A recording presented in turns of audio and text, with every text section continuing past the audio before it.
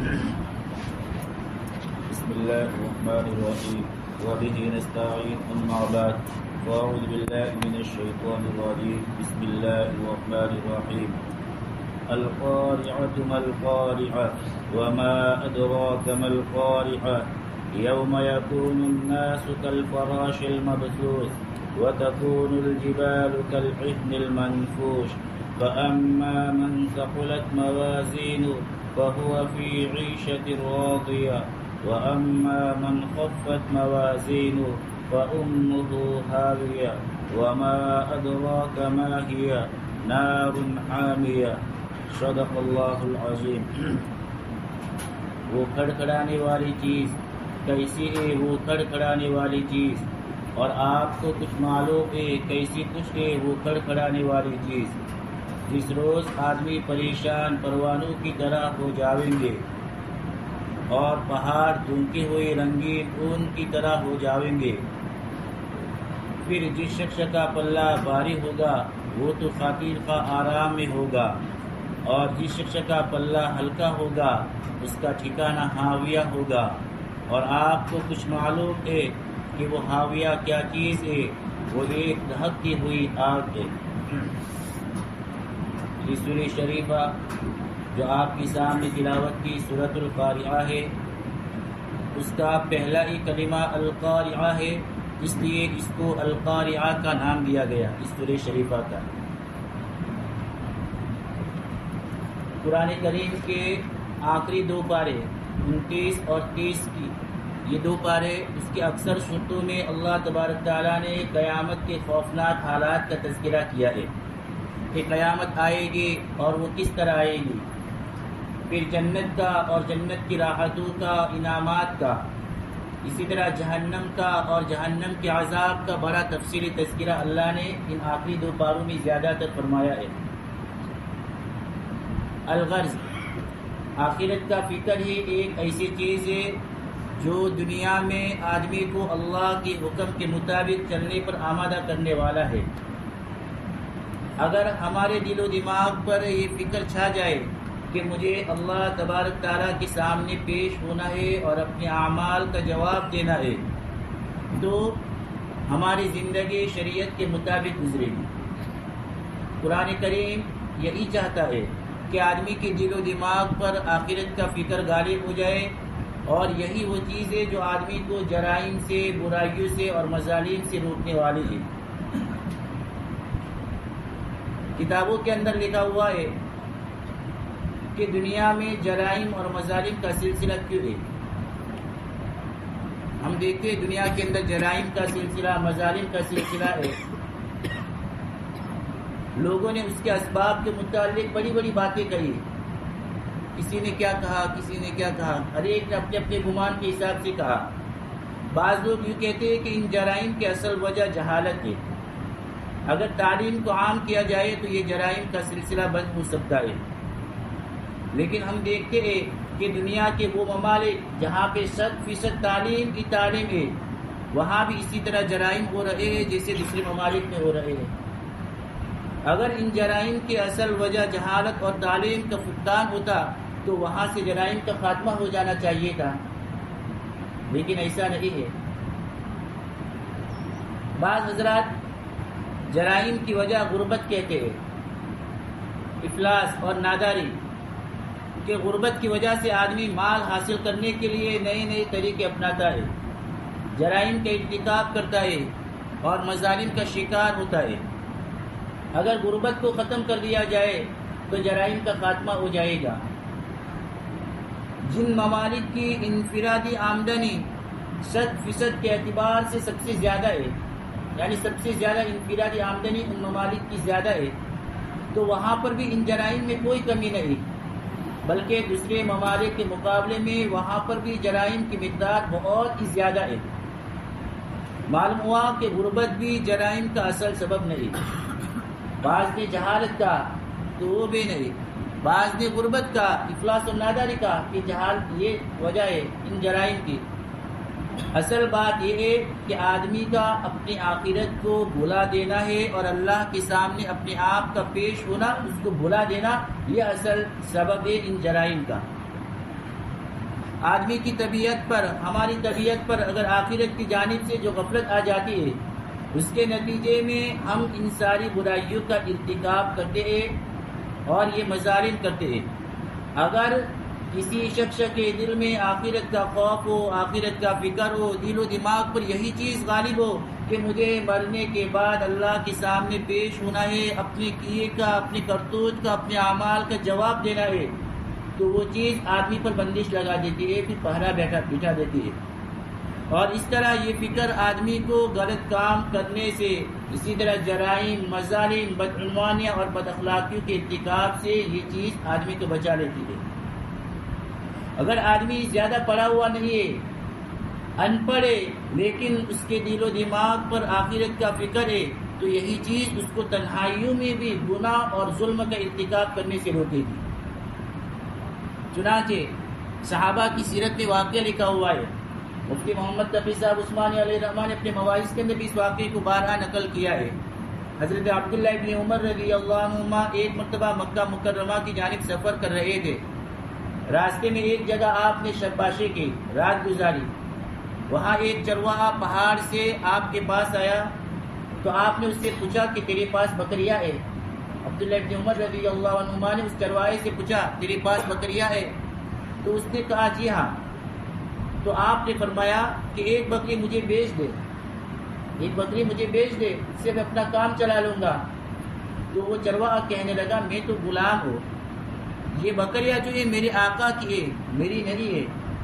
تو آپ نے فرمایا آقا سے کہہ دینا کہ بھیڑیا آیا اور ایک بکری اچک لے گیا۔ تو وہ غلام جو چرواہا ہے وہ کہنے لگا فَأَيْنَ اللَّهُ، کیا یہ بات اللہ سے مخفی رہ سکتی ہے، اللہ سے چھپی رہ سکتی ہے؟ اگر میں یہ کہہ دوں گا لیکن اللہ تو جانتا ہے۔ حضرت عبداللہ ابن عمر کتابوں میں لکھا ہوا ہے، سیرت میں عبداللہ ابن عمر رضی اللہ عنہما یہ جملہ ہر بار دہراتے رہتے تھے فَأَيْنَ اللَّهُ فَأَيْنَ اللَّهُ۔ اور بعض روایات کے اندر یہاں تک ہے کہ عبداللہ ابن عمر رضی اللہ عنہما نے فرمایا کہ مجھے یہ کہنا چاہیے تھا فَأَيْنَ اللَّهُ کا، لیکن اللہ یہ چرواہا کہہ رہا ہے، اس کا ایمان کیسا ہے؟ پھر جب آپ مدینہ منورہ واپس لوٹے تو آپ نے اس کے آقا کو کہلا بھیجا اور اس آقا سے غلام خرید لیا اور ساتھ میں بکریاں بھی خرید لی۔ پھر غلام کو آزاد کر کے ساری بکریاں اسے بخشش کر دی، اسے ہبا کر دی۔ تو کہنے کا مطلب یہ ہے کہ جب آدمی کے دل میں یہ فکر پیدا ہو جائے تو چاہے کوئی نگرانی کرنے والا نہ ہو، یہ فکر ہی بہت بڑا پہرا ہے جو آدمی کو ہر قسم کے گناہوں سے، بد اخلاقیوں سے، مظالم سے، جرائم سے روک سکتا ہے۔ وہاں کسی دوسری تعلیم کی ضرورت نہیں کہ جس کا اس کے پاس سرٹیفکیٹ ہو۔ غربت کی حالت میں بھی یہ فکر آدمی کو روکے گی۔ اس چرواہے کے پاس کون سا سرٹیفکیٹ تھا، کون سا مال تھا، کون سی اس کے پاس تعلیم تھی؟ جو غربت کی حالت میں بھی وہ آدمی اپنے آپ کو ان جرائم سے، ان مظالم سے بچا سکتا ہے اگر آخرت کا فکر اپنے دل و دماغ پر غالب رہے گا۔ اسی لیے تو اللہ تعالیٰ نے قرآن پاک میں آخری 2 پاروں میں اور ان کی اکثر صورتوں میں قیامت کا تذکرہ کیا ہے، 29 اور 30 کی اکثر صورتوں میں، اور اس میں یہ بتایا گیا کہ اللہ نے ہمیں جو دنیا کی زندگی عطا فرمائی ہے وہ دائمی نہیں، بلکہ دنیا میں آخرت کی تیاری کے لیے چند دنوں کے واسطے اللہ نے ہمیں بھیجا ہے۔ یہ دنیا کی زندگی دائمی نہیں، بلکہ یہ ایک برج ہے، پل ہے۔ برج کے اوپر ہم دیکھتے ہیں ہر کوئی آتا ہے چلا جاتا ہے، تو یہ دنیا کی زندگی ہماری ایسی ہے۔ اس کے اندر ہم پہ سب سے پہلے بہت سارے لوگ تھے، وہ چلے گئے، ہم آئے تو ہم بھی چلے جائیں گے، بعد میں دوسرے آئیں گے، وہ ایسے چلے جائیں گے۔ تو یہ دنیا کی زندگی دائمی نہیں ہے، بلکہ اللہ نے ہمیں آخرت کی تیاری کے واسطے چند دنوں کے لیے بھیجا ہے، آزمائش کے لیے بھیجا ہے۔ اللہ نے قرآن کریم میں سورہ تبارک الذی، سورہ ملک کی پہلی آیت میں اللہ نے فرمایا تبارک الذی بیدہ الملک وہو علی کل شیء قدیر الذی خلق الموت والحیاۃ لیبلوکم ایکم احسن عملا۔ موت اور زندگی اللہ نے اس لیے پیدا کی کہ اللہ آزمانا چاہتا ہے کہ تم میں کون اچھے اعمال کرنے والا ہے۔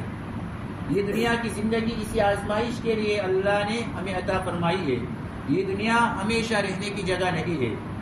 یہ چیز ہمیشہ ہمیں مد نظر رکھنی چاہیے کہ اللہ نے ہمیں یہاں زندگی گزارنے کے اسباب بھی دیے، راحت اور آرام کی شکلیں بھی دے، لیکن یہ چیزیں ہمیشہ کی نہیں ہے، بلکہ آدمی یہاں آ کر آخرت سے غافل ہو کر اس بات کی کوشش میں رہتا ہے کہ میں کسی طرح زیادہ سے زیادہ راحت اور آرام کے اسباب مہیا کر لوں، زیادہ سے زیادہ میں فائدہ اٹھا لوں، اور ایسا کرنے میں آدمی آخرت سے غافل ہو جاتا ہے، حالانکہ یہ پتہ نہیں کہ یہ دنیا کی زندگی کب تک اس کے پاس ہے۔ جو لوگ ہم دیکھتے ہیں دنیا سمیٹنے میں پڑے ہوئے ہیں، ان کو بھی معلوم نہیں کہ موت کب آئے گی۔ پچھلی سورت کے اندر، سورۃ تکاثر کے اندر یہ مضمون گزر چکا کہ زیادہ سے زیادہ مال سمیٹنے کی وجہ سے اور مال سمیٹنے کی ہوس نے آدمی کو غافل کر دیا کہ اس نے اپنی قبر کو اور اپنی موت کو بھلا دیا، حتیٰ کہ وہ قبرستان پہنچ گیا، حتیٰ زرتم المقابر۔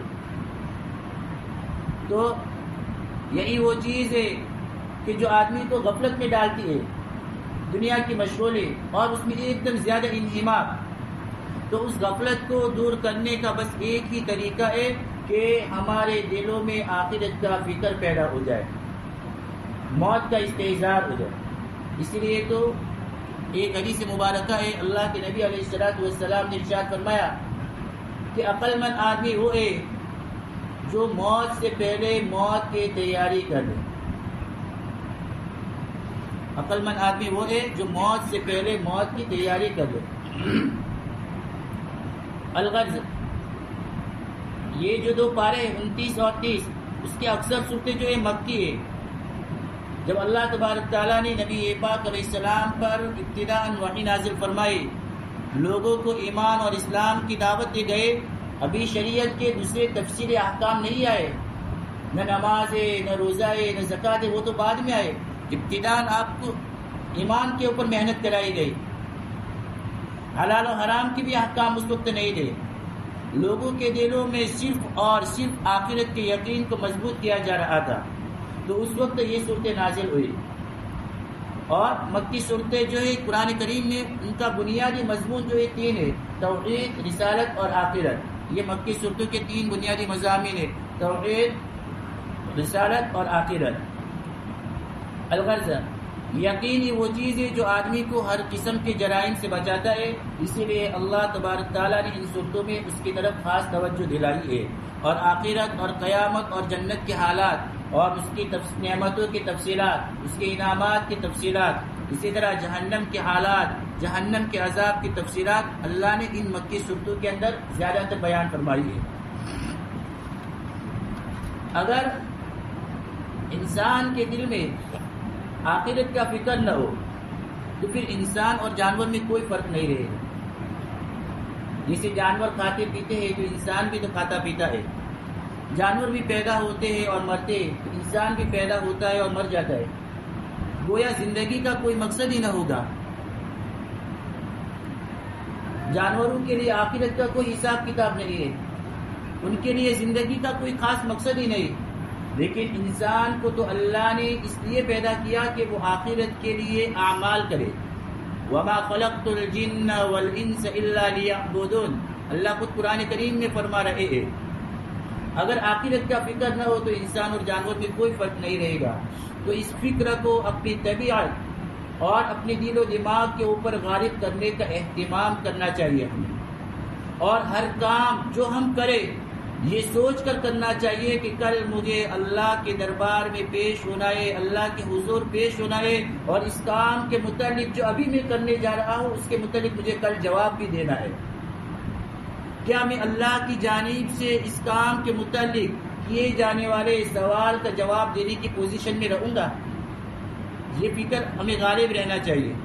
یہ سوچ کر جب ہم کوئی کام کریں گے تو کبھی بھی جرم اور ظلم کا ارتکاب ہم نہیں کریں گے۔ تو گویا سارے جرائم کی بنیاد آخرت سے غفلت ہے، آخرت سے لاپرواہی ہے۔ اب سورہ شریفہ کا ترجمہ سمجھیں۔ القارعہ، کھڑکھڑانے والی چیز، کھڑکھڑانے والی چیز۔ ملقارعہ، کیا ہے وہ کھڑکھڑانے والی، یعنی کھٹکھٹانے والی، دل کو دہلانے والی۔ وما ادراک ملقارعہ، اور تم کو کیا معلوم کہ وہ دل دہلانے والی کیا ہے۔ یوم یکون الناس کالفراش المبثوث، یہ واقعہ اس دن پیش آئے گا جس دن لوگ پروانوں کی طرح پھیلے ہوئے ہوں گے۔ یہاں پہ اللہ نے پروانوں کے ساتھ تشبیہ دی، چھوٹے چھوٹے جو پروانے بارش میں ہم دیکھتے ہیں وہ پروانوں کے ساتھ اس لیے تشبیہ دے کہ ایک تو کہ پروانے کثرت سے ہوتے ہیں، تو کل قیامت کے دن میدان محشر میں اولین اور آخرین سارے انسان آدم علیہ السلام کے زمانے سے لے کے قیامت کی صبح تک جتنے بھی آئے سارے کے سارے ایک میدان میں جمع ہو جائیں گے، تو اس وقت انسانوں کی کثرت ہوگی، اس اعتبار سے پروانوں کے ساتھ تشبیہ دی۔ اور دوسرے اس وجہ سے کہ پروانے کمزور کتنے ہوتے ہیں، کمزور ہونا، تو سب انسان اس وقت کمزوری میں پروانے جیسے ضعیف اور عاجز اور ناتوا ہوں گے، تو یہ دونوں صفتیں تو تمام اہل محشر میں جمع ہے، تمام انسان میں یہ دونوں صفتیں رہے گی۔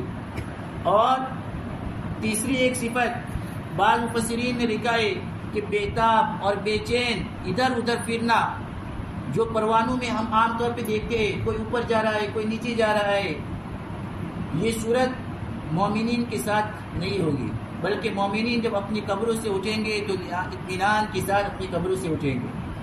تو فرمایا یوم یکون الناس کالفراش المبثوث، یہ واقعہ اس دن پیش آئے گا جس دن لوگ پروانوں کی طرح پھیلے ہوئے ہوں گے۔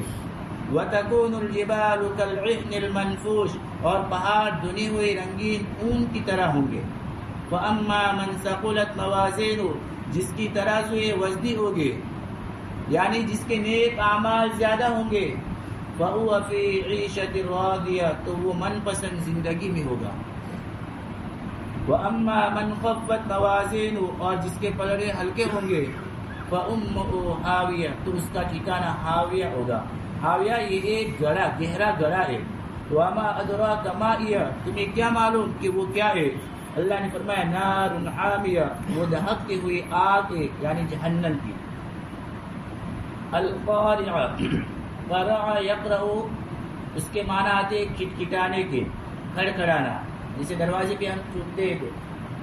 تو یہ عربی زبان کا ایک خاص انداز ہے، کسی چیز کی اہمیت کو بتلانے کے لیے اللہ اس انداز سے بیان فرماتے ہیں۔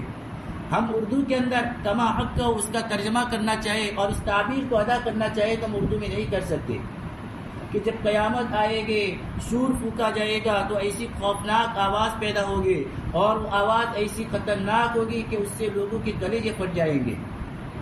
اللہ نے ایک جگہ پہ سورۃ الحج کے اندر اس کی تھوڑی سی منظر کشی کی ہے کہ وہ کیسا منظر ہوگا کہ حاملہ عورتیں اپنا حمل جن دے گی۔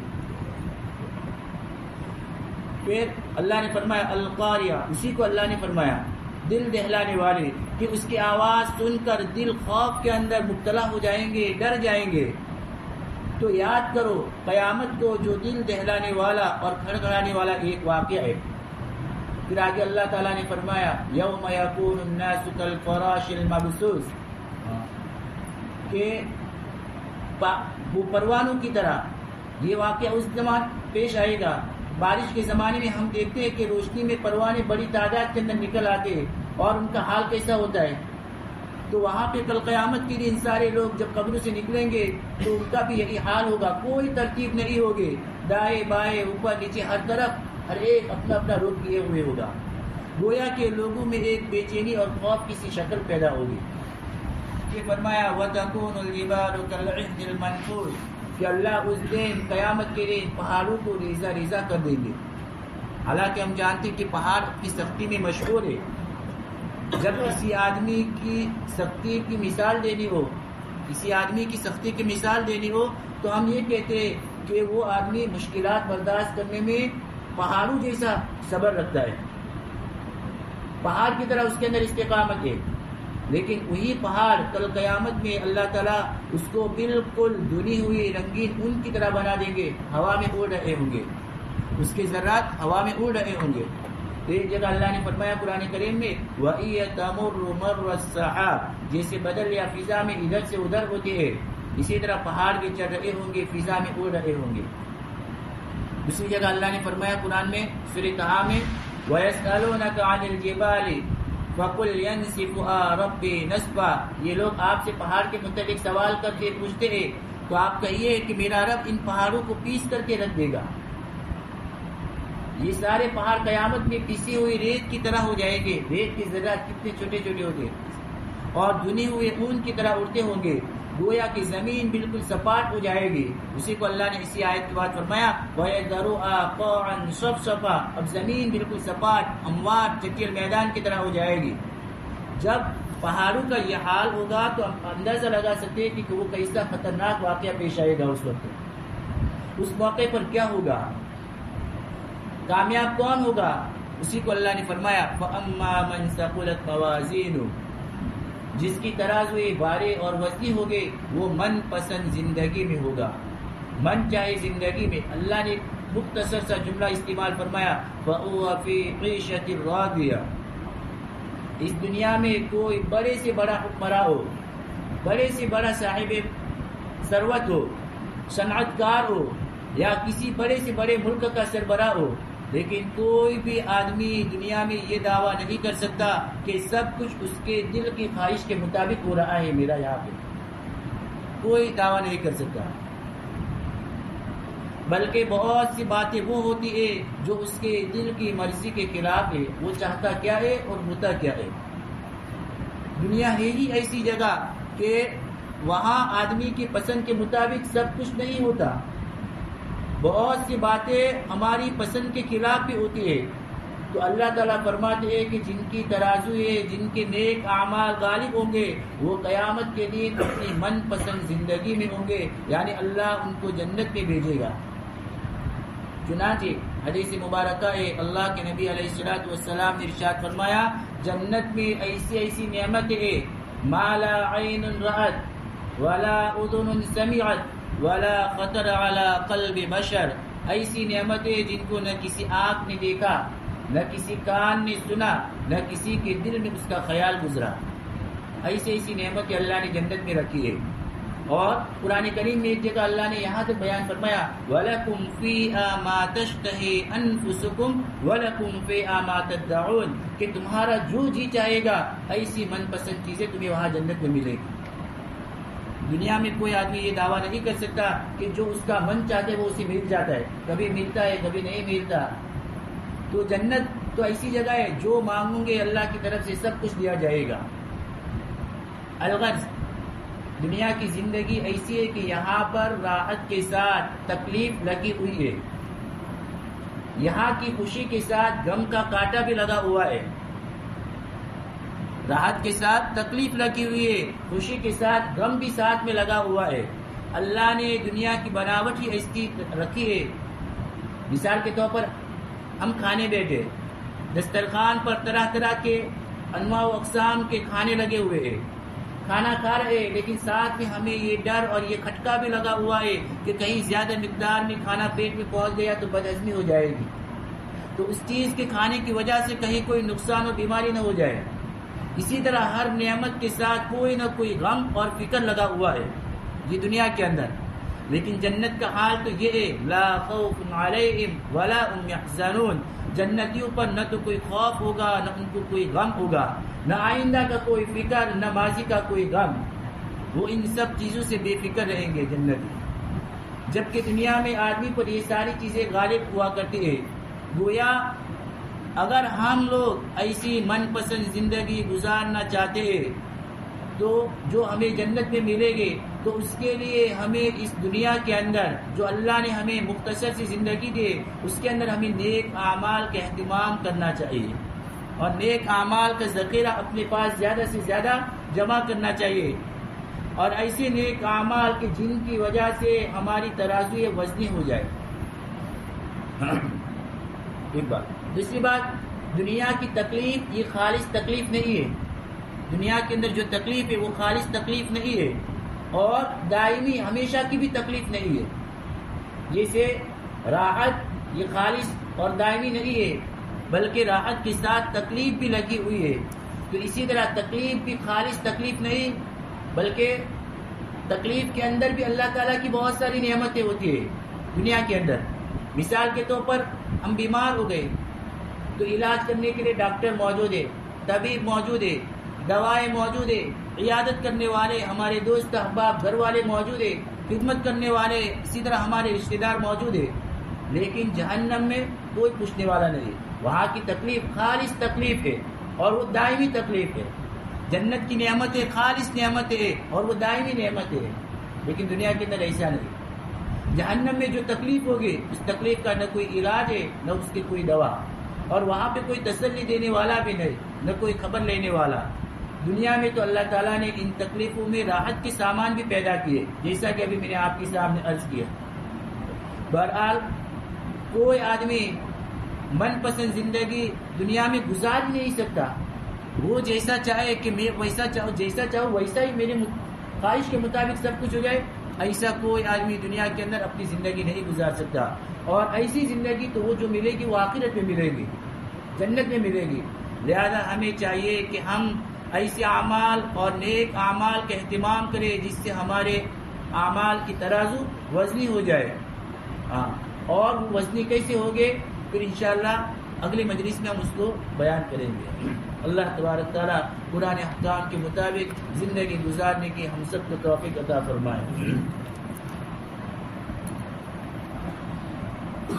سبحانك اللهم وبحمدك وتبارك اسمك وتعالى جدك ولا اله غيرك. سبحان الله وبحمده عدد خلقه ورضا نفسه وزنة عرشه ومداد كلماته. لا اله الا انت سبحانك انا كنا ظالمين. اللهم صل على محمد وعلى آل سيدنا محمد وبارك وسلم. ربنا ظلمنا انفسنا وان لم تغفر لنا وترحمنا لنكونن من الخاسرين. ربنا فاغفر لنا ذنوبنا وكفر عنا سيئاتنا وتوفنا مع الأبرار. ربنا آتنا من لدنك رحمة وهيئ لنا من أمرنا رشدا. اللهم نور قلوبنا بالقرآن وزين أخلاقنا بالقرآن ونجنا من النار بالقرآن وأدخلنا الجنة مع الأبرار بالقرآن يا عزيز يا غفار. اللهم اجعل القرآن لنا في الدنيا قرينا وفي القبر مونسا وعلى الصراط نورا وفي الجنة رفيقا ومن النار سترا وحجابا. اللهم انفعنا بالقرآن العزيز وارفعنا بالآيات والذكر الحكيم. اللهم إنا نجعلك في نحورهم ونعوذ بك من شرورهم. اللهم لا تسلط علينا من لم يرحمنا بذنوبنا. اللهم إنا نعوذ بك من الفتن ما ظهر منها وما بطن. اللهم إنا نعوذ بك من فتنة المحيا والممات ونعوذ بك من فتنة المسيح الدجال ونعوذ بك من فتنة المسيح الدجال. اللهم إنا نعوذ بك من الغفلة والعيلة والذلة والمسكنة. اللهم إنا نعوذ بك من البرص والجنون والجذام ومن سيء الأسقام. اللهم إنا نعوذ بك من إبليس وجنوده. اللهم إنا نعوذ بك من علم لا ينفع ومن قلب لا يخشى ومن نفس لا تشبع ومن دعاء لا يستجاب لها. جزا الله عنا محمد صلى الله عليه وسلم بما هو أهله. صلى الله تعالى على خير خلقه محمد وعلى آله وصحبه أجمعين برحمتك يا أرحم الراحمين.